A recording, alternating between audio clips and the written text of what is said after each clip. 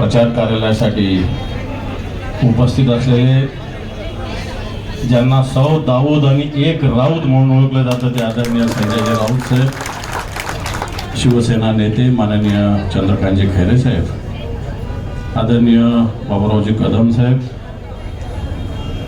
मान्य ज्येष्ठ नेते किशोरजी पाटील, अनिलजी पटेल, प्रकाशजी मोगदिया, रंगनाथ अण्णा, सुभाषजी लोमटे, सुधाकर दादा, शेख इसू, लगाने साहेब, इब्राहिम पटेल साहेब आणि आदरणीय वाकीचे महाराज इथं उपस्थित आहेत, नामदेवरावजी पवार, उदय भाऊ,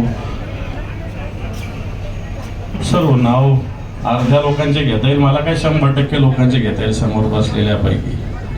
उपस्थित सर्व महाविकास आघाडीचे सगळ्या पक्षांचे प्रमुख पदाधिकारी, माता भगिनी आणि बांधवांना, खरं तर राऊत साहेबांना ऐकायला आपण सगळे आलेलो आहोत. त्यामुळं नंदूसेठ म्हणले आपल्या शैलीत, आपली शैली अजून महिनाभर आपल्याला दाखवायची, कारण यांना थैलीत आपल्याला बंद करायचं आहे समोर त्यांना. कारण आपण 15-20 दिवसापासून प्रचार सुरू केला, समोरच्याला अजून उमेदवार सापडा.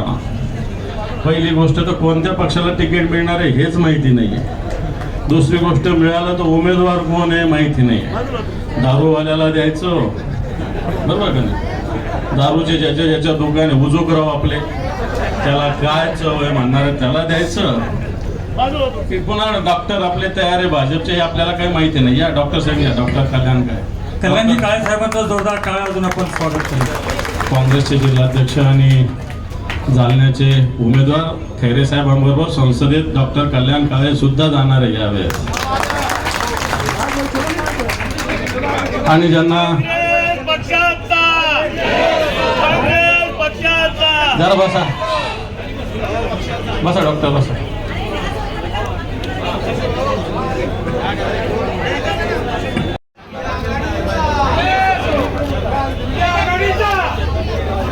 महाविकास आघाडीचा महाविकास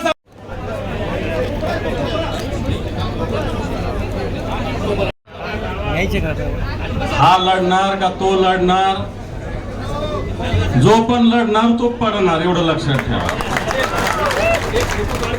आणि म्हणून आता ज्याला ज्याला लढायची इच्छा आहे ते घरात आरामशीर बसलेले आहेत, एसी मध्ये हवा खात.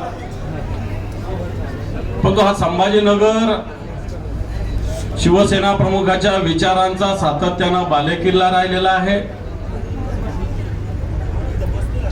आणि शिवसेनेसोबत आता अनिल पटेल साहेबांनी सांगितलं की तुम्हीच भारतीय जनता पार्टीला मोठं केलं. मला वाटतं शिवसेना आहे, ज्याला मोठं करता येतं त्याला छोटं सुद्धा करायला शिवसेनेला चांगलं जमतं. आणि म्हणून येणाऱ्या काळामध्ये जी लढत आपली होणार आहे संभाजीनगरची, मला असं वाटतं समोरच्याला उमेदवार भेटत नाहीये. आता तू तू तू लढ तू लढ तू लढ असं चालू आहे. मी लढतो कोणी म्हणत नाही, तू लढ चालू आहे. आणि याला कारणही तसे आहेत. उद्धवजींच्या सरकारच्या नंतर या संभाजीनगरामध्ये या गद्दारांचं राज्य आलं. उद्धवजींचं सरकार असताना या शहरासाठी तब्बल 2100 कोटी रुपये निधी आपण आणलेला होता. या 2100 कोटी मध्ये पिण्याच्या पाण्याची योजना उद्धवजीनं स्वतः उद्घाटन करून, स्वतः पाहणी करून, दररोज देखरेख ठेवून पाण्याच्या लाईनचं काम सुरू होतं. या शहरात वॉटर ट्रीटमेंट प्लांट केलं, या शहरात सिवरेज प्लांट केलं, या शहरात सफारी पार्कची सुरुवात झाली, या शहरात शिवसेना प्रमुखाचं स्मारक होतंय. या शहरात जवळपास 40,000 LED लाईट्स लावले गेले. या शहरातले रस्ते दुपदरीचे 4 पदरी झाले, अनेक उद्यानं विकसित झाले. आणि हे सगळं शिवसेनेनं केलेलं आहे, लक्षात ठेवा. शिवसेनेचा महापौर असताना 2 दिवसाला 3 दिवसाला पाणी होतं. इथं नंदकुमार घोडेले, कलाताई ओझा महापौर राहिलेल्या. 2 दिवसाला 3 दिवसाला पाणी येत असताना हे हरामखोर लोक आक्रोश मोर्चा काढत होते, आक्रोश मोर्चा. आता 8 दिवसाला आणि 9 दिवसाला पाणी येतं. यांचा आक्रोश, यांच्या डोक्यात यांचे हांडे आपल्याला घालावे लागणार आहे, लक्षात ठेवा. कारण जी समांतर जलवाणी त्याच खैरे साहेबांच्या प्रयत्नानं मनमोहन सिंग पंतप्रधान असताना, खरं तर काँग्रेसला श्रेय घेता येत नाही बऱ्याच कामाचं, खरंच घेता येत नाही काँग्रेसला, खरंच घेता येत नाही. खूप केलंय काँग्रेसवाल्यांनी पण बोलतच नाही लोक. म्हणजे सोलापूर धुळे रस्ता मला आठवतो, मी खैरे साहेबांबरोबर जात होतो, मणिशंकर अय्यर, ऑस्कर फर्नांडिस त्यावेळेस मंत्री होते, त्यांच्याकडे जात होतो, त्या सोलापूर आणि धुळे मंजूर झालाय. तुम्ही बोलतच नाही काँग्रेसचे लोक कधीच. नगर नाक्याचा रस्ता सुद्धा आपले ते संरक्षण मंत्री होते ए के अँटनी, त्यांनी केलेला आहे, लक्षात ठेवा. तुम्ही बोलतच नाही काँग्रेसचे लोक. आम्ही काय बोलून घेतो शिवसेना, आम्हीच केलं, आम्ही म्हणून टाकतो. आमच्या संजय शिरसाटर आमच्या त्यांनी टकलं केलं, फक्त 50 लोकांचं मी केलं म्हणतो. पण खैरे साहेबांबरोबर मी स्वतः अँटनीकडं म्हणजे खैरे साहेबाच्या नेतृत्वाखाली आम्ही जात होतो. 4 वेळेस 10 वेळेस पुण्याला मिलिटरीच्या कॅप्टन कडे, दिल्लीला सुद्धा अँटनीकडे गेलो आणि त्यावेळेस हा रस्ता झाला आहे.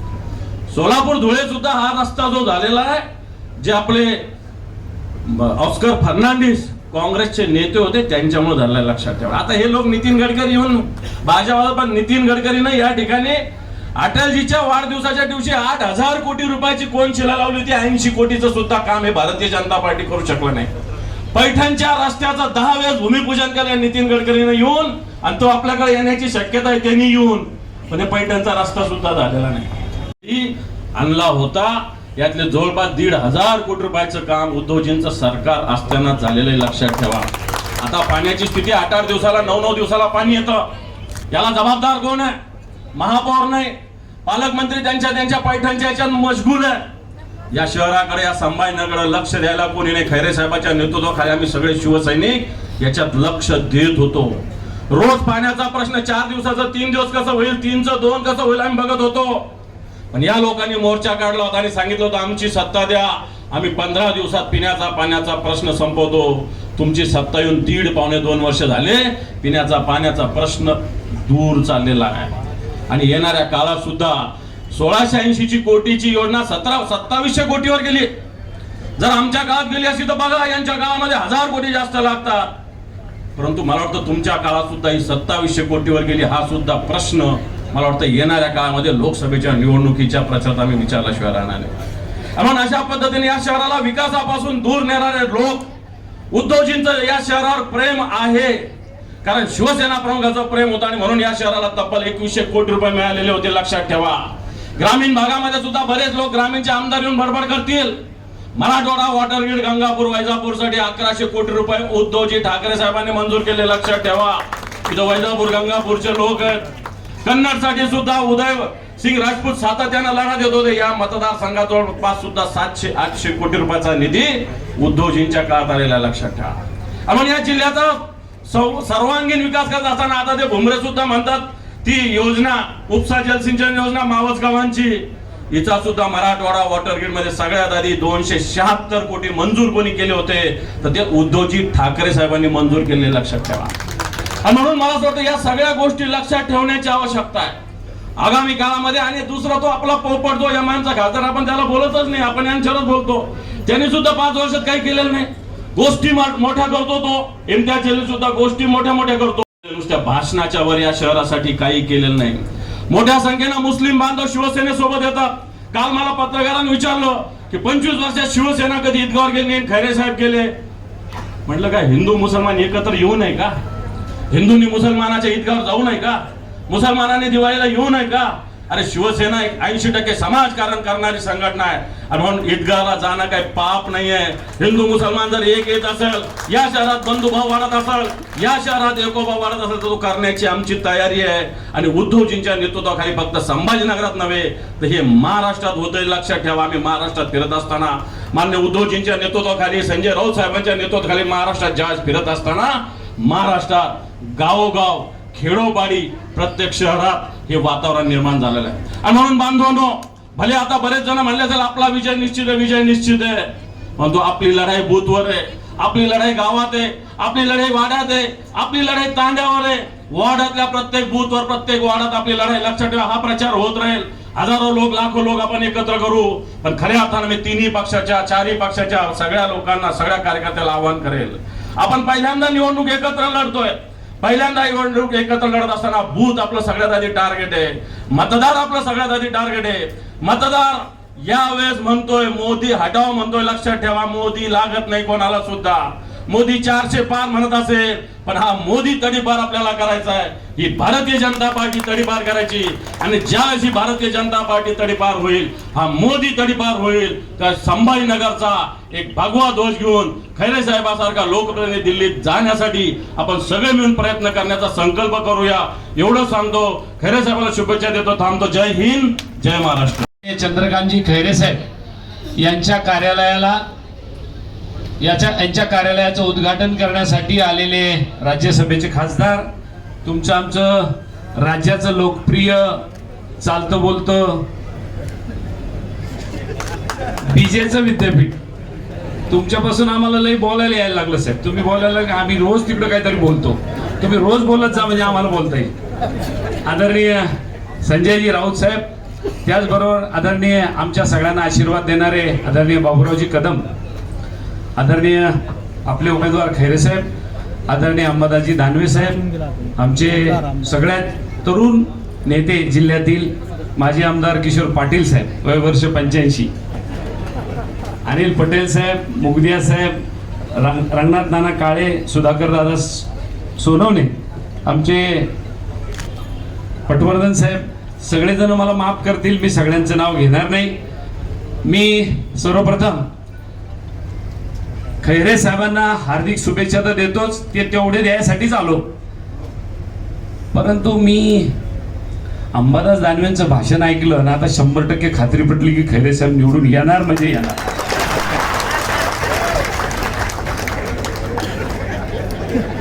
काही नव्हतं, परंतु आम्ही आपलं चर्चा आणि बिना खर्चाची चर्चा, राऊत साहेब त्याला काय जातं, इमानदारीने सांगतो. म्हणजे जे काय खाली चर्चा आहे ती अशीच आहे साहेब. 100% या वेळेला खैरे साहेब निवडून येणार म्हणजे येणार. ही आम आदमीची चर्चा आहे, खालच्या माणसाची चर्चा आहे. मी विनोदाने म्हटलं की आता अंबादासरावांचं भाषण झालं ना, आता काळजी नाही राहिली, परंतु त्यांनी ज्या पद्धतीने शिवसेनेचे प्रमुख म्हणून या जिल्ह्यामध्ये पायपीट केलेली आहे एका एका शाखेवर जाऊन, ती आखाण्याजोगी, ती आम्ही पण नाही करू शकलेलो, हे मला कबूल केलं पाहिजे. आणि त्याच्यापेक्षा पुढचे खैरे साहेब आहे, रात्री 12 वाजले ना आणि एखाद्याची गडबडणी असली, तो भांडे घासून नेऊन द्यायला लागला तरी ते जाते. ती अरे तुझी गडबडणी होती बाबा, मग संपली ती. अरे मला काय आता लय कार्यक्रम होते ना, मी आलो. यांचा जर भेटीगाठीचा जर विषय धरला ना साहेब, तर हे पडूच शकत नव्हते. पण मागच्या वेळेला थोडा घोटाळा झाला. आता कसा झाला त्याच्यावर आपल्याला खोलात जायची गरज नाही, परंतु हे खरंच सांगतो की या वेळेला परिस्थिती पूर्णपणे बदललेली आहे साहेब. या संभाजीनगर लोकसभा मतदारसंघाची मी काय आपल्याला खात्री द्यायला आलो नाही, मी आलो खरं तुमचा आशीर्वाद घ्यायला. शिवसेनेचा आशीर्वाद मला मिळाला रे मिळाला. मी जालन्यात लोकसभेत गेलो, ही वस्तुस्थिती आहे. परवा आमचे जिल्हा प्रमुख राजू राठोड, आम्ही त्यांना घेऊन फिरलो सगळ्या ठिकाणी, विशेषतः फुलंब्री विधानसभा मतदारसंघामध्ये.